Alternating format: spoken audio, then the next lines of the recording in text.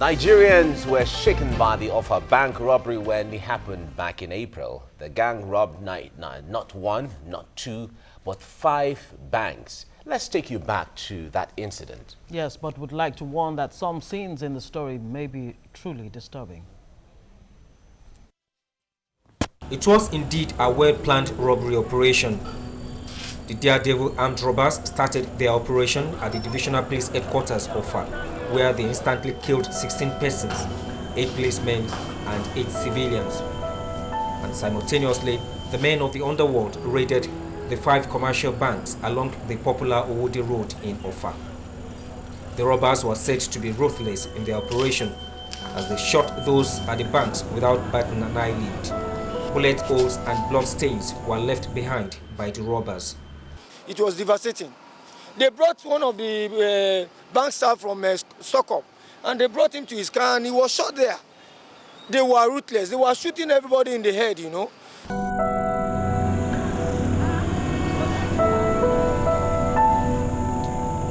Apart from the money lost to the robbers, about 30 souls were also said to have been lost. And this is not the first time that this is happening in OFFA. 5 years ago, a similar occurrence was recorded. Ibrahim Alige, TVC News, OFFA, Kwara State. Yeah, Ibrahim Alige was there, and he reported for us that time incidences that the fallout of how the robbery took place and all of that. All right, now the prime suspect in this year's bank robbery attacks in OFFA, Kwara State, Michael Adiku, is dead. What happened is the main question people are asking, and how did he die? It's a big question as well. Absolutely.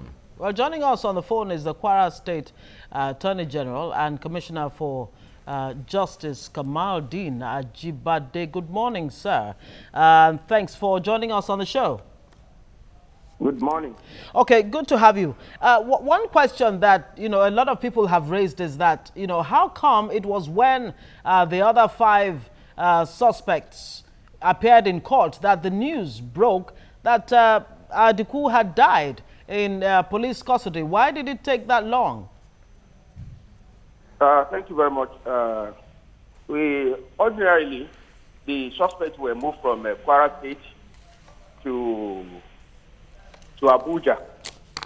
I'm sure your station followed the event yes. that time, and we don't have an access to the suspects. You remember the other time the police made an allegation that we were stalling the trial before we now informed the public that we are yet to have the suspects in Kwara State, and they are yet to send us the file. Eventually, the file was sent, and the suspect transferred to Kwara State. At the time we were about to arraign them in court, we noticed that we have only 5. In our file, we have so many of them, but we have only 5 suspects present in court. We raised the issue of Adiku with the police headquarters because we found out that he made a statement to the police, and the police confirmed to us that Adiku is dead, and that was why we could not properly arraign the remaining accused person. We had to sought for an adjournment to enable us to amend the charge so that we can remove Adiku's name from the charge sheet. Okay. Let's bring in Ibrahim Alige, our Kwara State correspondent, in here now. He has been following the developments. He's joining us on Skype. Now, Ibrahim, the Senate president has said that he has been vindicated. In fact, he's been on the papers. He said that he has been vindicated, that he had raised this issue before, that Adiku had died, but that the police said certainly nothing like that happened. He said that the investigation was politically motivated to implicate him. Now, you are on ground. What are people saying? What have you heard as regards the controversy surrounding this issue?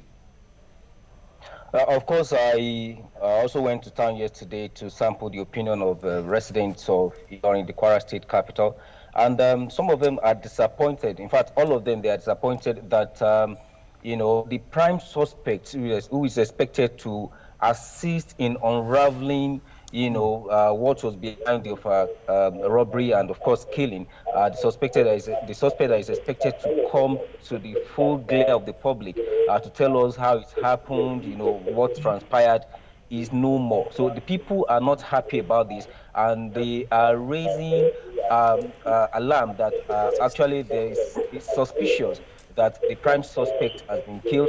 One, they are linking it to politics, and two, they are saying that maybe some people actually want to bury the case, or they don't want they don't want the public to actually know, what really transpired. Because this man is actually the prime suspect. The case is actually between government, Adiku, and 5 others. So Adiku is actually the prime suspect. So people are, worried and agitated that the prime suspect is no more.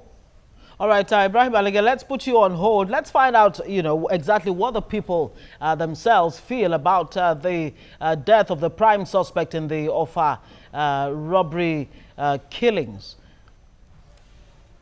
We don't expect this suspect not to have been paraded, not to have come to the public limelight ever since he has been arrested. So he's being held incommunicado without any form of exposure to any form of press. Is actually a very, very big disservice to the judicial system in Nigeria. And his death again actually put a very, very big expansion on Nigeria, in that we all know what it means for a suspect to die in custody of Nigerian police. So it is our hope and belief that Mike Adiku's death will actually open a lot of Pandoras as far as judicial trial of suspect in Nigeria is concerned. We should check what happened to what surrounding the death of Mike Adiku. So when we know what really happened to Mike Adiku, then we know the next step. Because Adiku is a prime suspect of our case robbery. So we don't know what really happened to the man. Any evidence given in the court will not be completed. One may be inclined to assume that his death is a kind of a cover-up by the police force, because knowing that his disclosure might maintain or cause a blemish in the fabric of the police force. One might even assume that the police was involved in this suspicious death at times. Justice delay is justice denied. All these things has happened is because this case have taken a long time. You understand? It has taken a long time. So I think with the starting of this case now, many things will be revealed as to the death of this very suspect. Many things could be revealed. Those going revelations ahead. are what Nigerians of course, can't wait yes. to find out. And it's quite interesting. Residents of Ilorin, they are interested. They know what is going on and all of that. Absolutely. Right. The Attorney General and Commissioner for Justice, Kamaldeen Ajibade, is still very much with us on the line. And the question on the lips of Nigerians, what are the implications of this? When a robbery suspect, a prime one at that, actually dies in police custody, because there's a lot of conspiracy theories going out there that the police may have something to hide. Thank you very much. As the prosecuting authority, I wouldn't want to go much into the issue of the public opinion or issues outside what we are going to do in court to make sure that justice is seen to have been done in this matter. We are only concerned because we saw that Adiku, we have a statement in our case file, and if you have a statement of an accused, a suspect in the case file, it will be very important to make sure that that particular suspect is brought to court, because being a prime suspect, it will be unjustifiable, and it will even affect the matter we have to put before the court. So that was why we quickly raised that, and the police confirmed to us that he's dead. So yeah, we've heard that there are plans to, amend the charge sheet since this prime suspect is dead. Help us understand this. Yes, we have to amend the charge sheet, because we don't want to leave that name on the charge sheet. So that means the statement he made, we will find one way or the other to see what we're going to do about that. The police, they will be coming to court to testify. When they come to court to testify, we have to find out this, and I'm sure the court will be interested. Well, the public will be interested in knowing what really happened. All right. Okay, let me bring in Ibrahim Alege here. Ibrahim, you covered this development from inception when he started. As of now, from all investigations, even though the case is in court now, but was it clear how much was stolen from the banks that were robbed at the time? Well, not really, because we are still waiting for the police to come out publicly to tell us how much was stolen. Of course, we know that to run to millions of naira, because we're talking about 5 commercial banks robbed and also 1 microfinance bank, and Mike Adiku, who is actually the prime suspect. Of course, we understand that all the proceeds of the robbery were in his care. Possibly the police would have recovered this from him and other suspects that were arrested, in connection with the OFFA bank robbery. So we're expecting the police to come out publicly about how much was actually, recovered from the suspects. But of course, 5 commercial banks, and they were actually robbed, around in the evening when they were almost closing for the business, of course, and this was a time that many workers were waiting to collect their salaries. It was on the 5th of April this year, and salaries. In fact, we had the story that one of the local government workers actually went to the bank to collect the salary of local government staff serving within the Oba's palace, the Olofa's palace, and that was where he was killed in the bank. So you with this, you'll be able to quantify how much was involved. Of course, we'll not be able to tell the exact amount, but you'll be able to assume that a lot of money was involved, that was stolen by these daredevil robbers at that time. And let me stay with you. I wonder how challenging, how difficult it would be for the police to actually convince Nigerians that there is no attempt to cover up anything, especially based on what the Senate President Bukola Saraki had said, that this prime suspect had actually died, and the police came out and said no, there is no such thing, that as a matter of fact he had been cooperating with the police, giving all the vital information that was required and what have you. And it almost makes you want to remember George Iyamo, the case of police complicity in the Lawrence Anini and Monday Osumbo case in the 80s. In the 80s. Quite difficult for the police to convince the public that he just died. Just like you said, that the Senate President had already raised the alarm that this man had died a long time ago. And what people are saying is that because this man was a formerly police man, dismissed, possibly because he knows a lot about the system. Of course, we had reports that he was actually the one that led the part of the team that went to the OFFA divisional police station to kill the policemen that were on ground that day. Someone was saying that it was like a vengeance against the police because possibly he wasn't happy about the way he was dismissed, and saying that maybe the police is not always happy when their officers, their men and officers are killed. Possibly this was the main reason why Adiku was not allowed to, to still be alive. I wouldn't know. That's the opinion of some people. So it will be difficult for the police to convince the public now that he just died, owing to the fact that the Senate President had already raised the alarm that he had been killed, that he had died earlier. But the police, well, we're still waiting for them.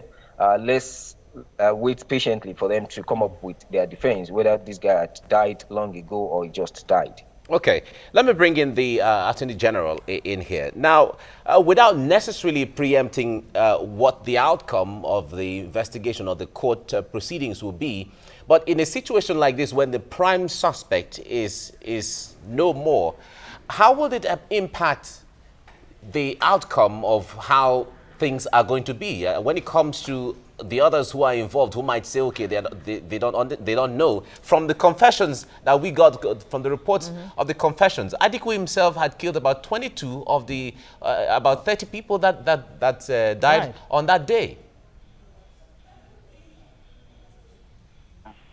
Well, we have to go on with the trial. Even if Adiku is dead, everybody will have to account for whatever they've done. We will not say because Adiku has been killed, then the case will end there. The others too, they made statements to the police. We have all those statements sent to us. Some of them made confessional statements, and although Adiku's statement will have assisted us because Adiku made statement too, and Adiku made a lot of confessional statements in that case. But notwithstanding of the death of Adiku is unfortunate, we still have to see that justice is done in this matter. We have to follow up the matter to a logical conclusion. Of course, there had been an earlier case where he had actually been granted bail before this particular robbery case happened. Yes, exactly. I think in another matter.